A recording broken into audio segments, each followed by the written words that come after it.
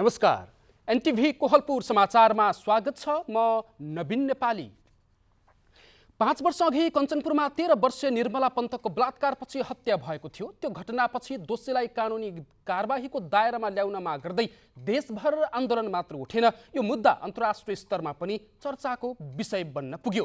यस प्रकरणमा सरकारले उच्च स्तरीय छानबिन समिति पनि बनायो। राष्ट्रिय मानवाधिकार आयोग र प्रहरीले छुट्टा-छुट्टै छानबिन समितिहरू गठन गरे, तर अहिलेसम्म पनि प्रहरी अपराधीसम्म पुग्न सकेको छैन। प्रहरी भन्छ अनुसन्धान जारी नै छ। आजको समाचारमा नागरिक उन्मुक्ति पार्टीमा देखिएको विवादले रोकिएको सुदूरपश्चिम सरकार विस्तारको काम र लुम्बिनी प्रदेशमा बितेको वर्षमा झण्डै 3 लाख सवारी साधनमाथि भएको कारबाहीको प्रसङ्ग सहित देश विदेश र खेलकुदका विविध प्रसङ्गहरू हुनेछन्। तर सुरुमा प्रमुख समाचार। स्वास्थ्य संस्था स्थापना र सञ्चालन सम्बन्धी संशोधन विधेयक लुम्बिनी प्रदेशसभाको सामाजिक समितिले दफावार छलफल गर्ने। नागरिक उन्मुक्ति पार्टीमा देखिएको आन्तरिक विवादले सुदूरपश्चिम सरकार विस्तारमा अवरोध, सरकारलाई पूर्णता दिने बारे छलफल जारी। लुम्बिनी प्रदेशमा बितेको वर्ष 2,96,000 बढी सवारी साधनमाथि कारबाही, 21 करोड 71 लाख भन्दा बढी राजस्व सङ्कलन। भारतीय काङ्ग्रेसद्वारा प्रधानमन्त्री नरेन्द्र मोदी विरुद्ध अविश्वास प्रस्तावको सूचना दर्ता, देशमा निरङ्कुशता हाबी भएको विपक्षीको आरोप। र महिला विश्वकप फुटबल अन्तर्गत आजको खेलमा स्पेन र जापान विजयी, क्यानाडा र आयरल्यान्ड बीचको खेल भने जारी।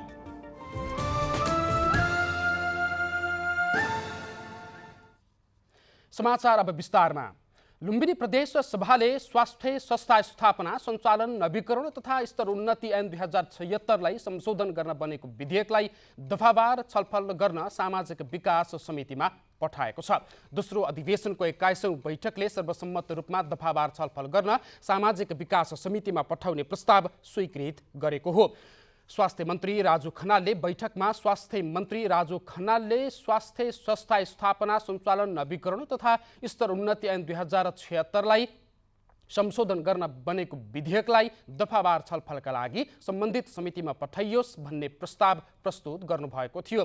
सभामुख तुलाराम घरतीले प्रस्तावलाई निर्णयार्थ प्रस्तुत गर्दै सामाजिक विकास समितिमा पठाउन प्रस्ताव स्वीकृत भएको घोषणा गर्नुभयो। यस्तै विशेष समयमा सम्बोधन गर्दै प्रदेशसभा सदस्य विष्णु पन्थीले बजेटमा थुप्रै व्यवहारिक योजनाहरू समेटिएको भन्दै सरकारको ध्यानाकर्षण गराउनु भएको छ। प्रदेशसभा सदस्य भुवनेश्वर चौधरीले प्रदेशको समृद्धिको लागि सन्तुलित विकासको अवधारणा अनुसार कार्यक्रम ल्याउन सुझाव दिनुभयो। प्रदेशसभा सदस्य इन्द्र कुमारी घतराजले जातीय विभेदका घटनामा सरकार गम्भीर हुनुपर्ने र दोषी उप कारबाहीको माग गर्नुभयो। यस्तै प्रदेशसभाको 22औं बैठक बिहिबार दिउँसो 3 बजे बस्ने गरी आजको बैठक सम्पन्न भएको छ। नागरिक उन्मुक्ति पार्टीमा देखिएको आन्तरिक विवादको कारण सुदूरपश्चिम प्रदेश सरकार विस्तारको काम रोकिएको छ। नागरिक उन्मुक्तिका तर्फबाट सुदूरपश्चिम सरकारका सांसद रामेश्वर चौधरी र कैलाश चौधरी मन्त्री हुने कुरा बाहिर आए पनि अन्तिममा संसदीय दल र पार्टी बीच कुरा नमिल्दा मन्त्री परिषद विस्तार हुन नसकेको हो। नागरिक उन्मुक्ति पार्टीबाट भूमि व्यवस्था, कृषि तथा सहकारी मन्त्रीमा रामेश्वर चौधरी र राज्य मन्त्रीमा कैलाश चौधरी नियुक्त हुने निश्चित भए पनि मन्त्रालय बीच भागवण्डा नमिल्दा सरकार विस्तार रोकिएको हो। नागरिक उन्मुक्ति पार्टीका केन्द्रीय अध्यक्ष रञ्जिता श्रेष्ठ चौधरीले सुदूरपश्चिम प्रदेशका मुख्यमन्त्रीलाई पत्र पठाउँदै आफूहरू सरकारमा सहभागी नहुने जानकारी गराउनु भएको छ। नागरिक उन्मुक्ति पार्टीले प्रदेश सरकारमा सहभागी हुने तयारी गरे अनुसार दलको कार्यालयले भूमि व्यवस्था, कृषि तथा सहकारी मन्त्रीमा रामेश्वर चौधरी र राज्य मन्त्रीमा लक्ष्मण चौधरीको नाम सिफारिस गरेको थियो। प्रदेशका मुख्यमन्त्री कमलबहादुर शाहले पार्टीभित्र छलफल भइरहेको हुँदा अबको 1-2 दिनमा सुदूरपश्चिम सरकारले पूर्णता पाउने जानकारी दिनुभएको छ। कैलालीमा गत आर्थिक वर्षमा सङ्घीय सरकार मातहतका विभिन्न आयोजना, निकाय र पालिकालाई विनियोजित करिब 6.25 अर्ब रुपैयाँको बजेट खर्च हुन नसकेर फिर्ता भएको छ। गत आर्थिक वर्षमा सङ्घीय सरकारद्वारा कार्यान्वयनमा रहेका विभिन्न आयोजना, सङ्घीय कार्यालय र पालिकाहरूलाई विनियोजित 5 अर्ब 72 करोड 68 लाख 74 हजार रुपैयाँ खर्च हुन नसकेको कोष तथा लेखा नियन्त्रण कार्यालय कैलालीले बताएको छ। सबैभन्दा धेरै बजेट क्षेत्रीय आयोजना कार्यान्वयन इकाइको पुँजीगततर्फ 1 अर्ब 20 करोड रुपैयाँ खर्च हुन सकेको छैन। सुदूरपश्चिम प्रदेश सरकारको बजेट खर्च पनि न्यून देखिएको छ। प्रदेश सरकारले गत वर्ष कुल बजेटको 68.84% मात्र खर्च गरेको छ। प्रदेशको लेखाको तथ्याङ्क अनुसार प्रदेश सरकारले असारका 25 दिनमा मात्रै 8.5 अर्ब भन्दा बढी बजेट खर्च गरेको छ। विकास निर्माणको काममा हुने ढिलाइले हरेक वर्ष लाखौं रुपैयाँ खर्च हुन नसकेको देखिन्छ। कञ्चनपुरको भीमदत्त नगरपालिका 2 उल्टाखामकी 13 वर्षीय बालिका निर्मला पन्तको बलात्कारपछि हत्या भएको 5 वर्ष पुरा भएको छ। 2075 साउन 10 गते साथी रोशनी बमको घर गएकी पन्तको 11 गते उनको बारीमा शव फेला परेको थियो। उनको बलात्कारपछि हत्या भएको भनिए पनि घटनामा संलग्नको भने अहिलेसम्म पहिचान हुन सकेको छैन। घटनाको प्रहरीको केन्द्रीय जाँच ब्युरो CIB र जिल्लाले आफ्नै तरिकाले अनुसन्धान गरिरहेका छन्। निर्मला हत्याकाण्ड प्रकरणमा प्रहरीले अहिलेसम्म 123 जना व्यक्तिको DNA सङ्कलन गरी प्रयोगशालामा जाँच गराइसकेको छ भने 680 बढीको लिखित बयान र 1 दर्जनलाई हिरासतमा लिएर अनुसन्धान गरिसकेको छ। अहिले तथ्यपरक प्रमाणमा आधारित भएर अनुसन्धान भइरहेको जिल्ला प्रहरी कार्यालय कञ्चनपुरका प्रवक्ता प्रहरी नायब उपरीक्षक प्रकाश डाँगीले बताउनु भएको छ। निर्मला पन्त प्रकरण एक रहस्य बनिरहेको छ। यो हत्याकाण्डलाई समयमै टुङ्गोमा पुर्याउन कसरी काम गर्नु पर्ला भनेर आज हामीले कञ्चनपुरका केही नागरिकहरूलाई सोधेका छौँ। हेरौँ आजको आवाजमा।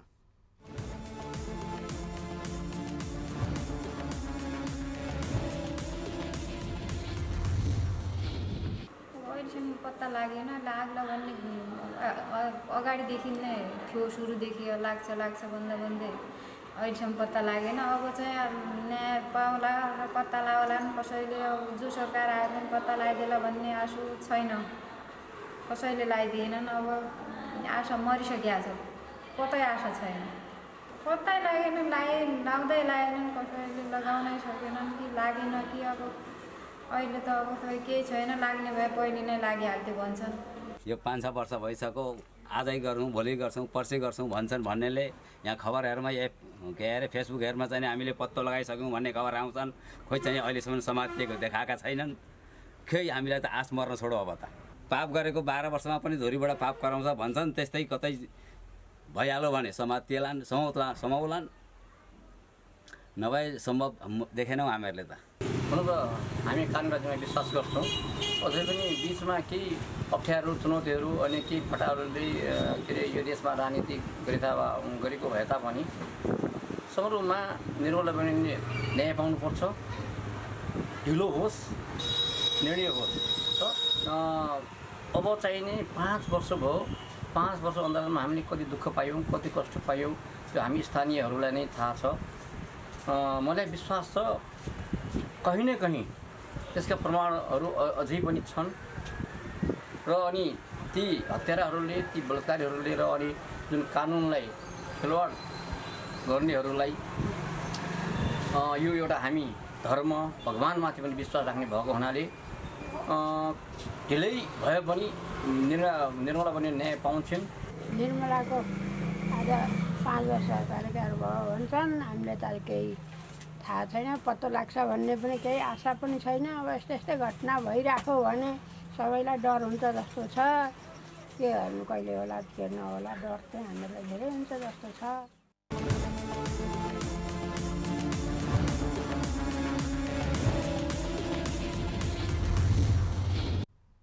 समाचारको क्रम जारी नै छ। अहिलेलाई एकैछिनको विश्राम।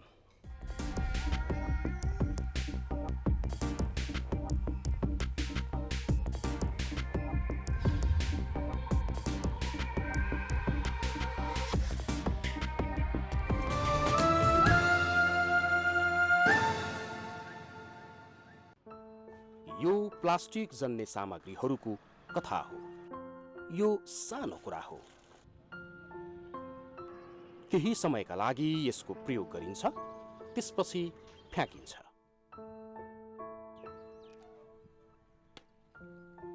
यो न कुहिन्छ न जलाउनै मिल्छ, तर यसले जनजीवन र पर्यावरणमा नकारात्मक प्रभाव पार्दछ। यसको व्यवस्थापन यसरी नै हुनुपर्छ भन्ने छैन, तर प्रशोधन गरेर यस्ता प्लास्टिक जन्य सामग्रीहरूलाई हामीले दोस्रो मौका दिन सक्छौँ। यसलाई नयाँ उत्पादनमा परिणत गर्न सकिन्छ, प्राकृतिक स्रोतको संरक्षण गर्न र प्रदूषण नियन्त्रण गर्न सकिन्छ। आउनुहोस्, प्लास्टिक जन्य सामग्रीहरूको प्रयोगलाई निरुत्साहित गरौँ र गरिसकेका वस्तुहरूको उचित व्यवस्थापन गरी हाम्रो वरपरको वातावरणलाई स्वच्छ राख्नमा सहयोग गरौँ।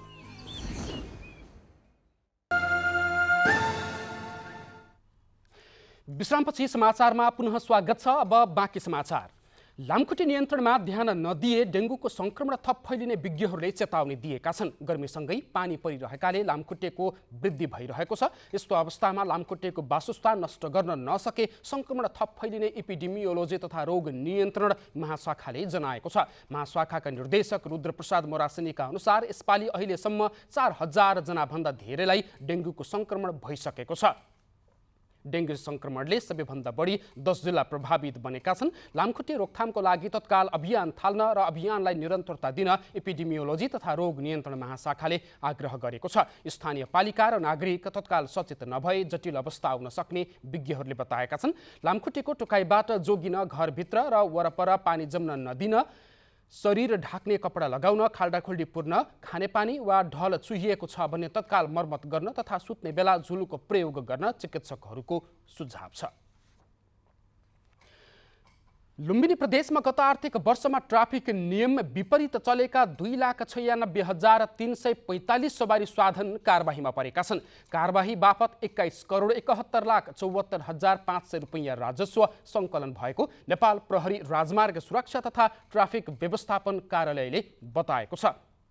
लुम्बिनीका 12 जिल्लामा truck, bus, jeep, car, van, tractor, motorcycle, tempo र अन्य गरी 2,96,345 सवारी साधन कारबाहीमा परेका हुन्। सबैभन्दा बढी रूपन्देहीमा 1 वर्षको अवधिमा 81,450 सवारी साधन कारबाहीबाट 8,14,92,500 रुपैयाँ राजस्व सङ्कलन भएको लुम्बिनी प्रदेश ट्राफिक व्यवस्थापन कार्यालयका प्रमुख कृष्ण प्रसाईले जानकारी दिनुभएको छ। सबैभन्दा कम पूर्वी रुकुममा 6,212 सवारी साधन कारबाहीबाट 37,21,000 राजस्व सङ्कलन भएको छ। ठुला सवारी साधनमा क्षमताभन्दा बढी तौल बोक्दा, साना सवारी साधन र टेम्पो नियम विपरीत तथा सिट क्षमताभन्दा बढी यात्रु राखेको र कागजात साथमा नहुँदा कारबाहीमा परेका हुन्। सुदूरपश्चिम प्रदेशका सरकारी अस्पतालहरूमा करोडौं मूल्य बराबरका स्वास्थ्य उपकरण थन्किएका छन्। आवश्यक जनशक्ति र राख्ने ठाउँ अभाव तथा कतिपय बिग्रिएपछि मर्मत नहुँदा ती उपकरणहरू प्रयोगविहीन अवस्थामा पुगेका हुन्। कोभिड-19 को संक्रमण घटेसँगै सेती प्रादेशिक अस्पतालको कोरोना वार्ड र त्यहाँ जडान गरिएका 2 भेन्टिलेटर प्रयोगविहीन अवस्थामा छन्। जटिल समस्या भएका संक्रमित आएमा उपचारको लागि कोरोना वार्डमा 2 भेन्टिलेटर तयारी अवस्थामा रहेका छन्। संक्रमणको बेला नेपाल सरकार, प्रदेश सरकार र दातृ निकायबाट प्राप्त गरी 1.5 दर्जन भेन्टिलेटर अहिले प्रयोगमा रहेको अस्पतालले बताएको छ। त्यस्तै श्वास प्रश्वासमा समस्या भएका व्यक्तिहरूमा खास गरी सुत्ने समयमा हावाको चाप नियन्त्रणमा राख्न प्रयोगमा ल्याइने CPAP मेसिन बुझाङ जिल्ला अस्पतालमा 3 थान थन्किएका छन्। तरल पदार्थहरू जस्तै पोषक तत्त्व तथा औषधिहरू बिरामीको शरीरमा नियन्त्रित मात्रामा पुर्याउन प्रयोगमा ल्याइने इन्फ्युजन पम्प डडेलधुराको नवदुर्गामा 1 थान प्रयोगविहीन अवस्थामा छ। डडेलधुरा अस्पतालमा मेसिन राख्ने ठाउँ नभएर 5 थान हेमोडायलाइसिस मेसिन प्रयोगविहीन अवस्थामा रहेको छ। पाल्पा अस्पतालले बिरामीका लागि निशुल्क एम्बुलेन्स सेवा उपलब्ध गराउने भएको छ। अस्पतालले न्यूनतम मापदण्ड पूरा गरेर भर्ना भएका बिरामीहरूलाई घर फर्किँदा निशुल्क एम्बुलेन्स सेवा उपलब्ध गराउन लागेको हो। अस्पताल विकास समितिका अध्यक्ष गुराँस आत्रेयका अनुसार सरकारी अस्पतालको सेवा प्रभावकारी बनाउनका लागि निशुल्क एम्बुलेन्स सेवा सुरु गर्न लागि हो।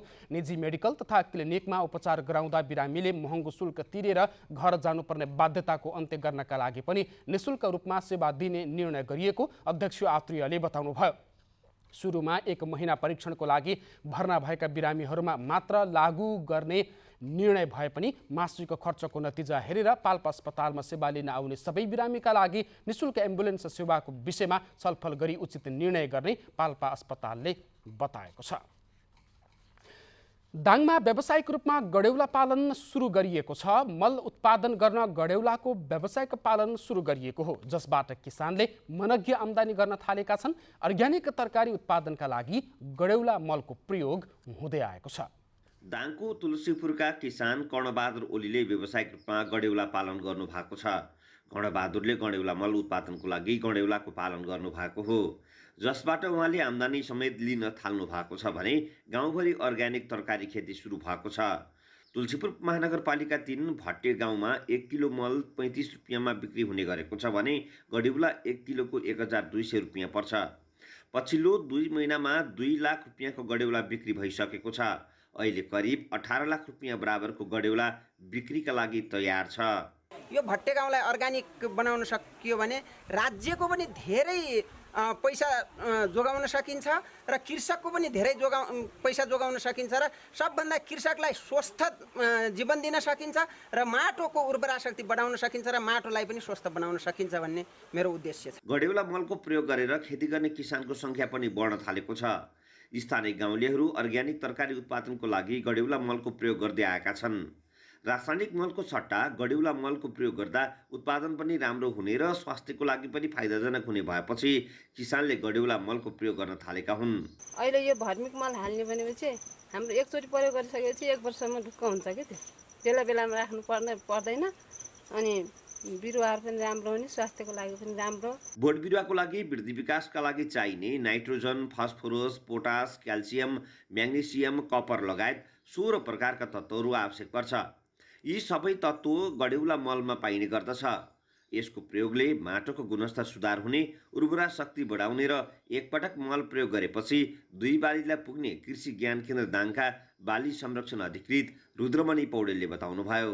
यो तरकारीको जुन उत्पादनको लागि हामीले जुन सहयोग गर्यौँ त्यसले गर्दा त्यहाँका किसानहरूको एकदमै आय आर्जन पनि वृद्धि भएको छ र त्यहाँका किसान पनि उत्साहित हुनुहुन्छ। श्रम उहाँहरूसँग छ, मल छ र उहाँहरूले जुन अर्ग्यानिक गाउँको रूपमा जुन अगाडि बढाउन खोज्नु भएको छ त्यो चाहिँ अहिले एकदम सराहनीय र एकदम उत्साहजनक देखिएको छ। रासायनिक मलको सट्टा गडेउला मलको प्रयोग बढाउन सरकारले प्राथमिकतामा राख्नुपर्ने र किसानलाई प्रोत्साहन गर्नुपर्ने देखिन्छ। दशरथ घिमिरे, नेपाल टेलिभिजन, लुम्बिनी प्रदेश, दाङ। समाचारको क्रम जारी नै छ, एकैछिनको विश्राम।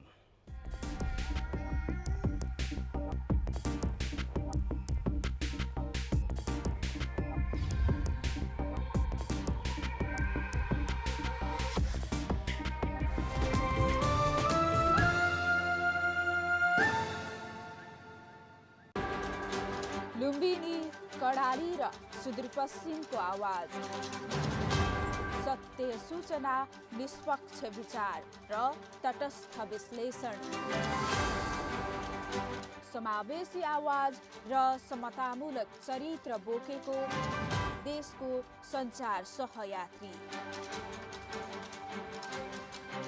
जनताको सूचनाको अधिकार, हामी जिम्मेवार।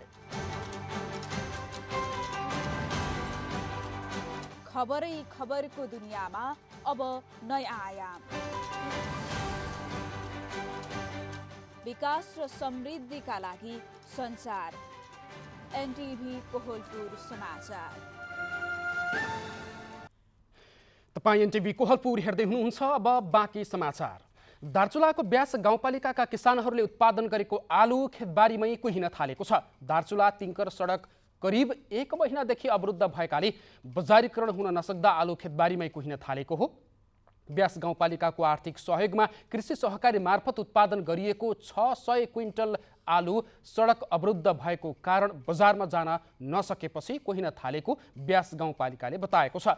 गाउँपालिकासँग सडक खन्ने मेसिन नभएको तथा अन्य पालिका र सरकारवाला निकायले अवरुद्ध सडक खोल्न चासो नदेखाइदिँदा ब्यासको उत्पादन त्यत्तिकै थन्किएको गाउँपालिकाका अध्यक्ष मङ्गलसिंह धामीले बताउनु भएको छ। सरकारवाला निकायलाई सडक सञ्चालनको लागि पटक पटक आग्रह गरे पनि सुनवाई नभएको उहाँले बताउनुभयो। अब अन्तर्राष्ट्रिय समाचार।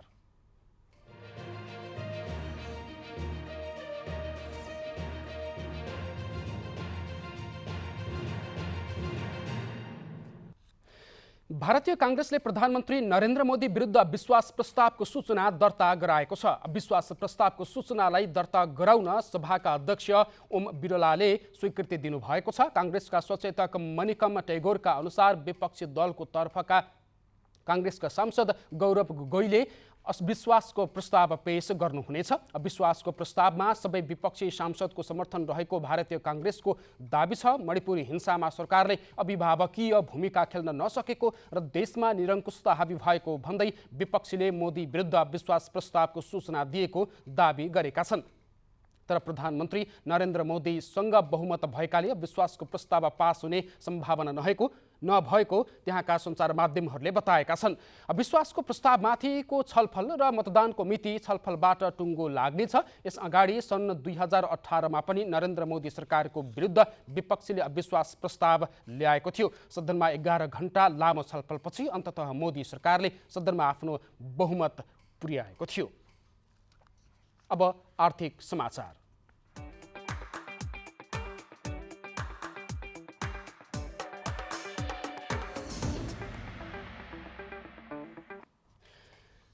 लगातार चौथो दिन आज पनि शेयर बजार दोहोरो अङ्कले घटेको छ। शेयर बजार परिसूचक नेप्से आज 8.11 अङ्कले घटेर 2156.20 बिन्दुमा झरेको छ। आज फाइनान्स, म्युचुअल फन्ड र अन्य बाहेक अरू सबै समूहको शेयर घटेको छ। सबैभन्दा धेरै जाल्पा लघु वित्त र युनिलिभर नेपालको 6.5% शेयर घटेको छ। बजार घटेको दिन किसान लघु वित्तको शेयर 10% र ग्रिन विकास बैंकको शेयर 6.5% बढेको छ। आज बजारसँगै कारोबार रकम पनि घटेको छ। 73,79,000 किता शेयर 2 अर्ब 43 करोड 25 लाख रुपैयाँको शेयर कारोबार भएको छ। अब खेलकुद समाचार।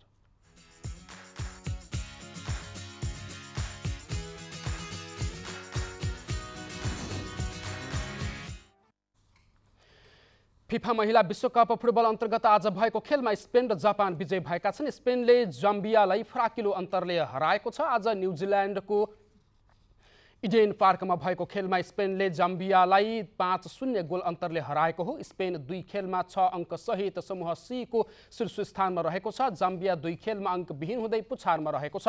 महिला विश्वकप फुटबलमा आजै भएको खेलमा जापानले कोस्टारिकालाई 2-0 को गोल अन्तरले हराएको छ। अहिले क्यानाडा र आयरल्यान्ड बीचको खेल जारी छ। आउँदो अगस्त 20 तारिकसम्म हुने विश्वकपमा 32 टोलीको सहभागिता रहेको छ। फाइनल खेल सिडनीमा रहेको स्टेडियम अस्ट्रेलियामा हुनेछ। अब मौसम समाचार।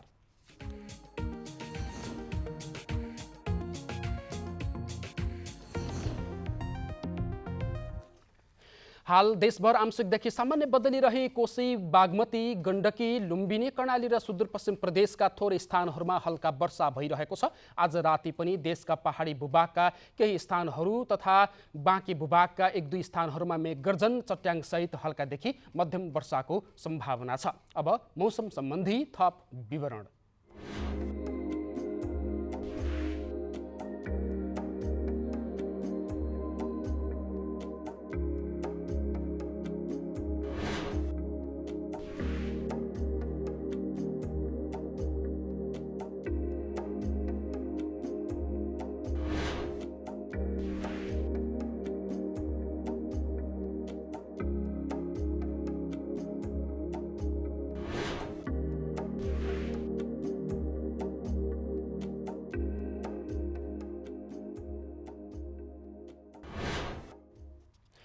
समाचारको अन्त्यमा प्रमुख समाचार पुनः एकपटक। स्वास्थ्य संस्था स्थापना र सञ्चालन सम्बन्धी संशोधन विधेयक लुम्बिनी प्रदेशसभाको सामाजिक समितिले दफावार छलफल गर्ने। नागरिक उन्मुक्ति पार्टीमा देखिएको आन्तरिक विवादले सुदूरपश्चिम सरकार विस्तारमा अवरोध, सरकारलाई पूर्णता दिनेबारे छलफल जारी। लुम्बिनी प्रदेशमा बितेको 1 वर्षमा 2,96,000 बढी सवारी स्वाधनमाथि कारबाही, 21 करोडभन्दा बढी राजस्व सङ्कलन। भारतीय काङ्ग्रेसद्वारा प्रधानमन्त्री नरेन्द्र मोदी विरुद्ध अविश्वास प्रस्तावको सूचना दर्ता, देशमा निरङ्कुशता हावी भएको विपक्षीको आरोप। र महिला विश्वकप फुटबल अन्तर्गत आजको खेलमा स्पेन र जापान विजयी, क्यानाडा र आयरल्यान्ड बीचको खेल जारी।